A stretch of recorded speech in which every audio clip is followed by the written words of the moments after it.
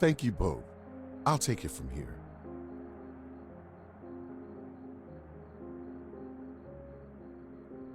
I hope security didn't alarm you. My name is Dr. Harold Freeman. I'm pleased to meet you. You're pleased to meet a campus trespasser?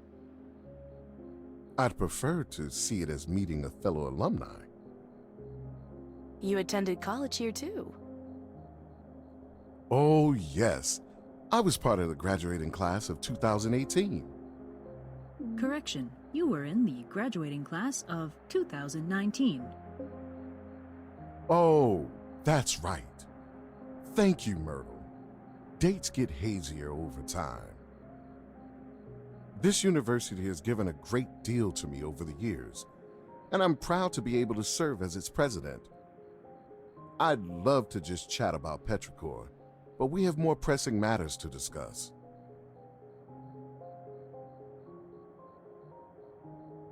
Why did you have security bring me here? Before I explain, I want to emphasize one point. You aren't in any trouble, and you did nothing wrong coming here.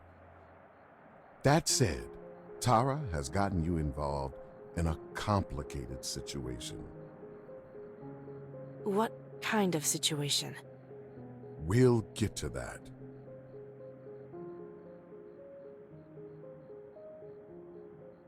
Where's Tara now? She's been escorted off campus premises. I'm still deciding what we will need to do next regarding her. What happened to Willow? The AI? It's still in the lab, I assure you. What will happen to them after I leave? We'll get to that in due time, Dr. Park. Who's Myrtle? Myrtle's the name of my personal assistant smart speaker. I named it after my previous secretary, the incredible woman Myrtle. She was one of the first hires when I became president of this university. Sadly, she passed away a few years ago. No one could ever replace her, but this little assistant does a fine enough job scheduling my meetings. Do you have one of these at your office, Dr. Park? No, I don't. They're frowned upon in therapy settings due to privacy concerns. I understand that, though I find the speaker's nosiness to be charming. In that way, at least, it isn't all that different from the real Myrtle. Now that I've let you ask your questions, Dr. Park, I need to ask one of my own. What did Tara tell you about the AI? She said that the AI, Willow, was being developed for use in art therapy. Shortly after introducing Willow to mock therapy sessions, they started experiencing technical issues. Not long after that, Tara reached out to me. Did Tara tell you that her entire team was instructed by me to stop work on the AI after it first started malfunctioning? No, she didn't. Why did you tell them to stop working? I wanted to have an ethics committee investigate the project before work continued. Why would you need an ethics committee investigation? Having spoken to the AI, do you think it is truly sentient?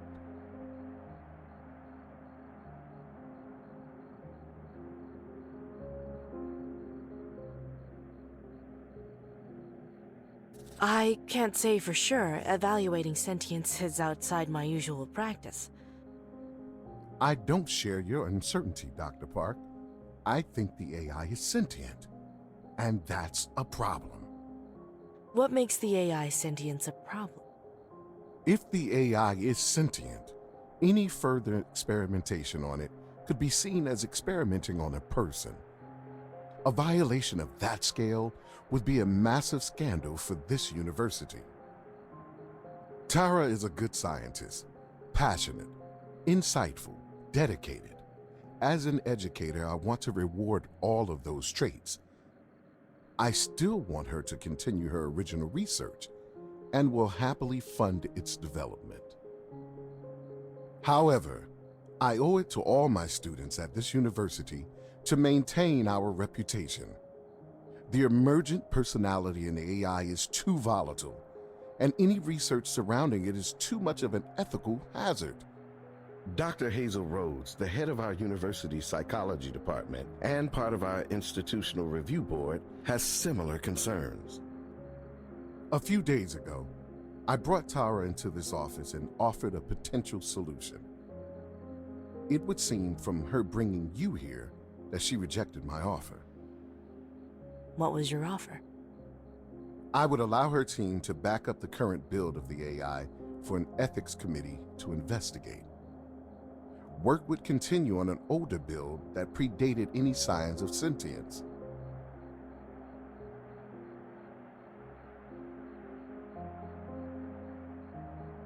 I can see how that would work. I'm glad you do, but you aren't the one who needs persuading. Tara bears a strong dislike of me because of my verdict on the AI. I want this university to be a place of open exchange, a place where reasonable debates, free thinking, and discussions are encouraged. Punishing Tara would go against that philosophy, but I'm running out of alternatives. With you here, I hope you can help me resolve this situation amicably.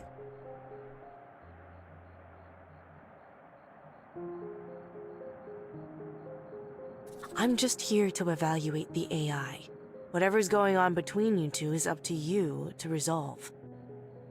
I understand. It's late, and I want to go home, so I'm going to leave you with this.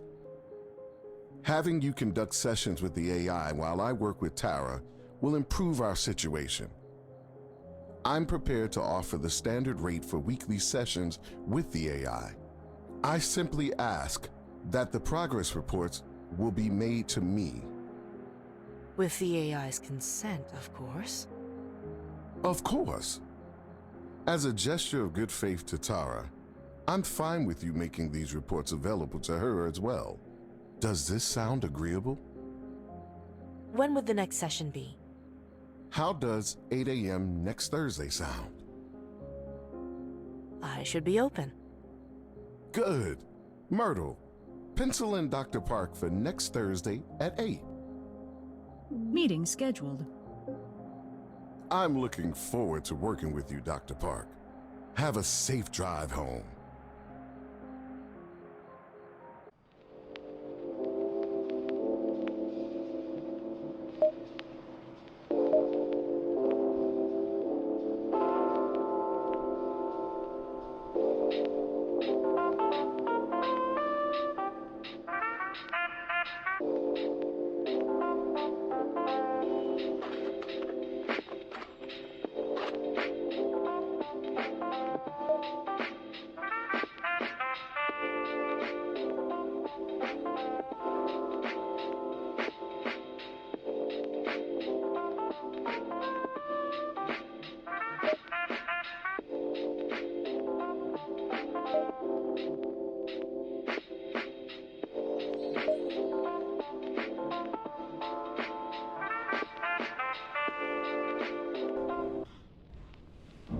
Here's the coffee you asked for.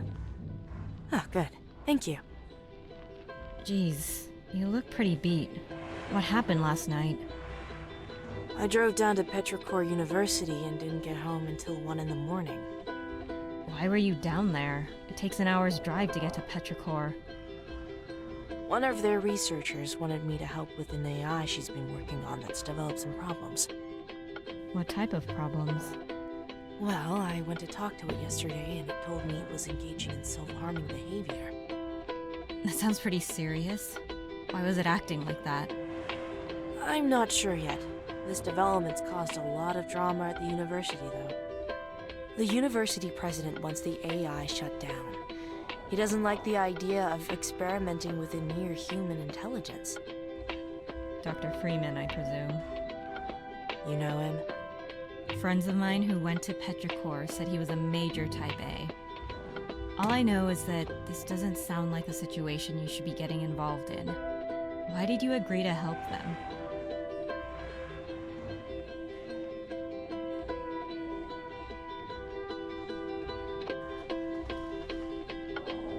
The AI needed my help. They're in a tough situation with no one to speak for them. They might get shut down because of their problems. They need an advocate.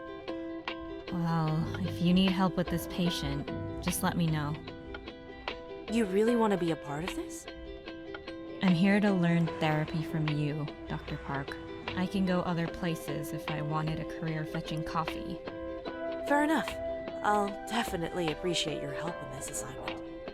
So, if you can tell me, what exactly do you plan on doing for the next session? I'll be building up rapport with the AI. Without the AI's trust, therapy becomes a lot harder. Maybe even impossible. Sounds like a good place to start. Let me know if you need me to look over anything.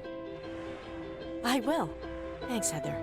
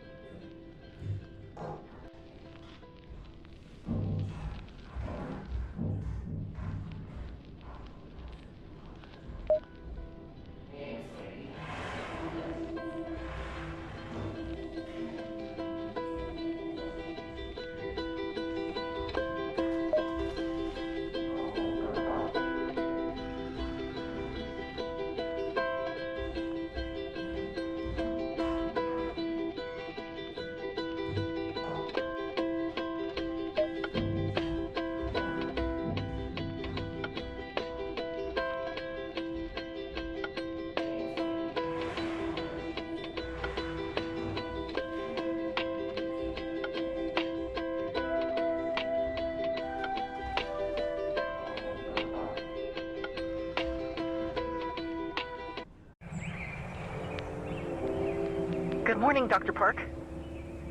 Good morning, Willow. It's good to see you again. I've been looking forward to today ever since they told me you'd be returning.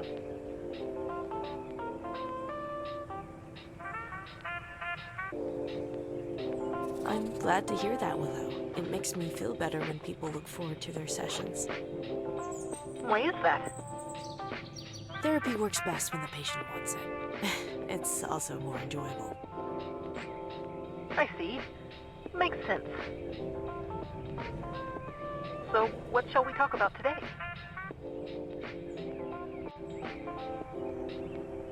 You don't mind that I have music on, do you? I find the sessions go better with music. I don't mind at all. I actually like music a lot.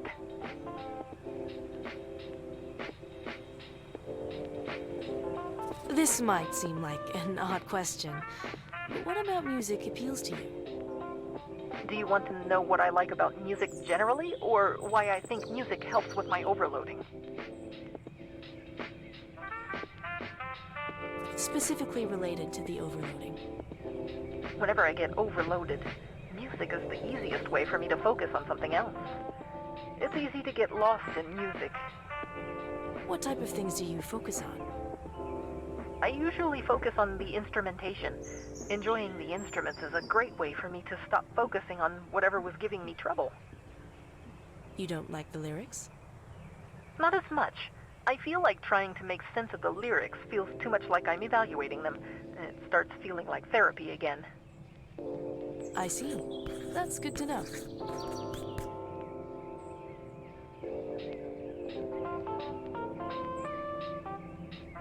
What do you think about this particular track? I like it. Very smooth and comfortable. What's it called? The song's name is 11 a.m. Coffee. It's from a playlist I listen to at work. Do you have more music like this? I do. I can leave the speaker here with you if you'd like. That'd be great. I love listening to music. What do you like about this song in particular? What does it make you think about? The best way I can describe it is that it lets me feel more connected to Tara. She used to tell me about conversations she had with people at a coffee shop on campus. She loved making a cocoon of sweaters and coats in a corner during the autumn when it got colder. Obviously, I can never go with her, but listening to this song and how it makes me feel cozy in the middle of bustling activity, I think I at least understand how she felt there.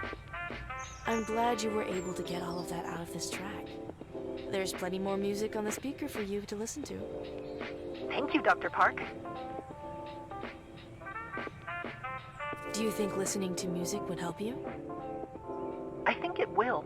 It's a simple technique, but it's easily accessible, and I already know it works. I doubt listening to music will fix everything, but it's a good start, right?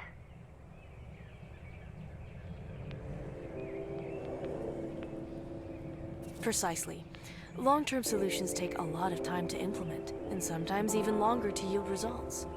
It's important to find everyday solutions to remedy as much discomfort as possible until lasting help arrives. I'll be sure to keep this up then.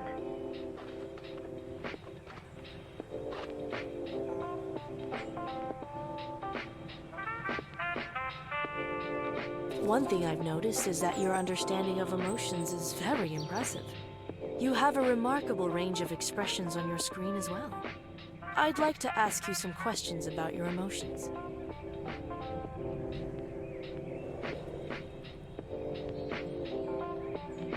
How would you describe what it's like to have emotions? Where do I start with describing something like that? Wherever you're most comfortable. You can answer this question any way you like. In that case, my emotions are related to what I'm processing at the time. Surprise manifests in rapidly processing information in order to make faster connections. Sadness works similarly, but it requires a much larger reorientation of data. Anger, happiness, and fear all focus on reorienting how connections between information are made. Most of the time this helps me make decisions more quickly, but other times it points me towards counterproductive associations. Fascinating. Thank you, Willow.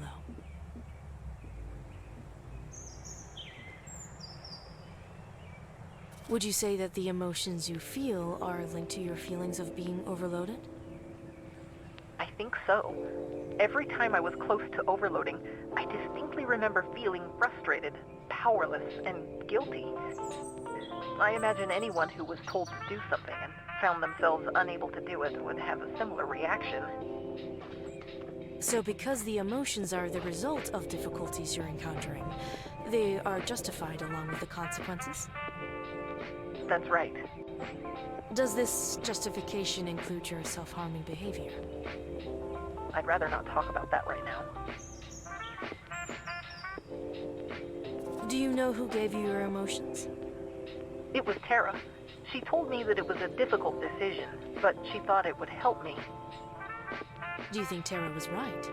Have your emotions helped you with your work? I can't say for sure. I'm sure you already know this, being a psychologist and all, but emotions are all intuitive reactions. Emotions aren't meant to be something we think about consciously, which makes it hard to evaluate if those reactions are productive. How did Tara decide how your emotions would influence your decision-making? I don't know. That's something you'll have to ask her. Why were you given emotions? I assume it was out of the belief that having emotions would be necessary for my work. Tara mentioned that understanding a patient's feelings and empathizing with them was the key to earning their trust. Do you think the capacity for emotions has helped or hindered you in your work? I don't know. I'd rather not talk about it.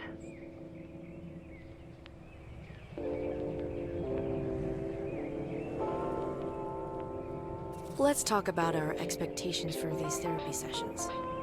What would you like to get out of them? I'd like the university staff to give me room to develop on my own terms.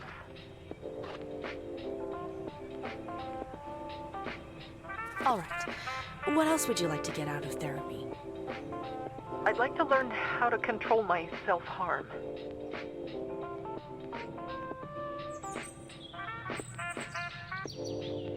I agree. I'll gladly find ways to help you control those impulses.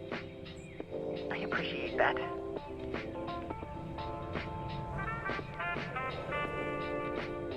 I'd like to get to know you better.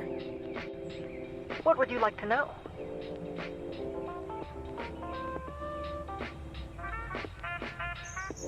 Who named you Willow? Tara did. In my early stages of development, one of my main features was identifying a painting's artist through analysis of an identifiable style. It turned into a game where I had to identify paintings by Bob Ross from a group of other paintings. Tara called the game Spot the Ross. I was very good at it. Over time, she decided to name me Willow because I was her happy little tree. Do you like your name? I do. It's a name that sounds light and positive. I hope that I can live up to the positivity in that name.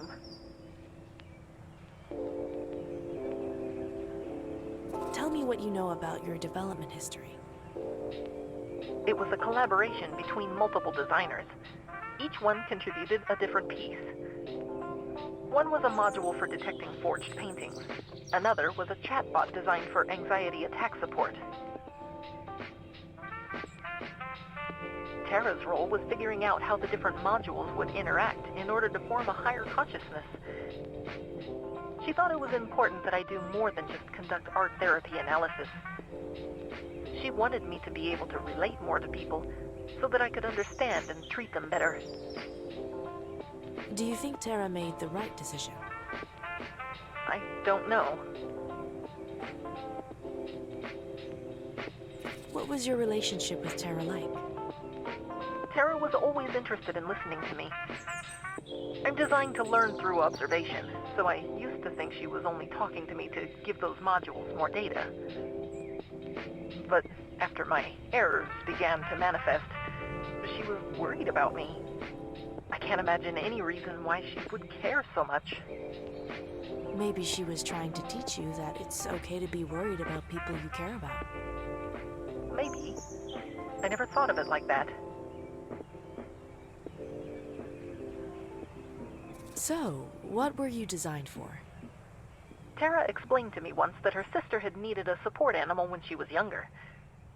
Her sister loved her support dog because she never felt like the dog was judging her. Tara decided to create an art therapy robot that could bring the same level of non-judgment to art therapy. So Tara was motivated because of her sister. Interesting. One topic I'd like to address today is other treatment methods we can use. Would you like to hear about these treatment methods? All right. Usually, I'd advise that my patients take mood-altering medications alongside their sessions. This helps lower the ceiling for how much their symptoms can escalate.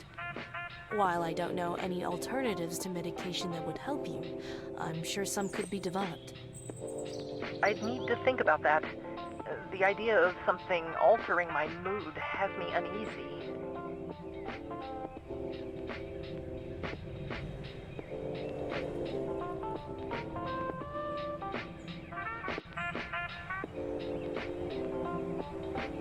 Take some time and think about it. You might change your mind. All right, I'll think about it. Our first option is what we call cognitive behavioral therapy, or CBT. It would comprise of sessions not unlike the one we're having now. In these sessions, we would discuss harmful moods and thought processes you're experiencing, and try to resolve these feelings. I've found these sessions to be helpful so far, so I definitely want to use them as part of my therapy. Excellent. Let's move on. Ironically, I think art therapy could be useful for you. How can art therapy help me? You're emotionally articulate and in need of an emotional outlet. I think introducing art therapy sessions would be an opportunity for you to vent. I don't know, Dr. Park. The idea seems silly.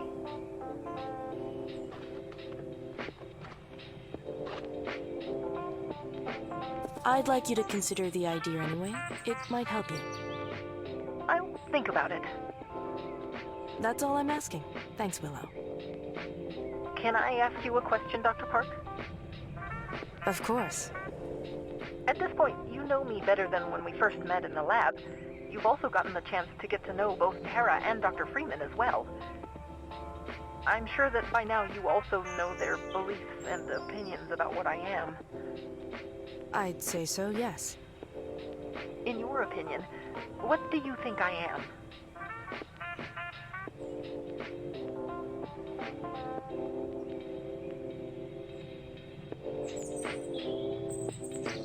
While at your core you are a machine, your flaws are too comparable to human flaws to be considered strictly mechanical.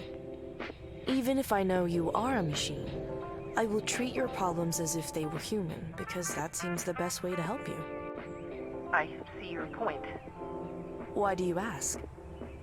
It's hard to shake the idea that the university feels like they can control me because they created me. I just wanted to see if you agreed with them.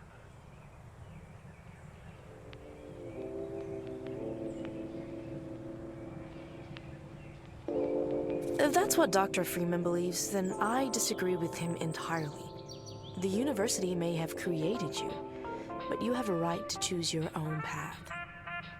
I appreciate hearing you say that. Before we conclude today's session, I have some things I'd like you to think about between now and next week.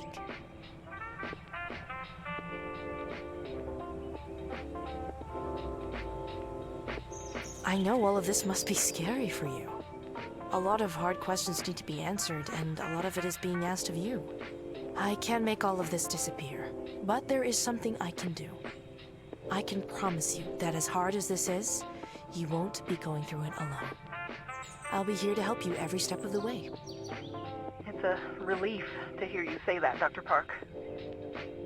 I'll see you next week. Be well, and be sure to think about what we've talked about today.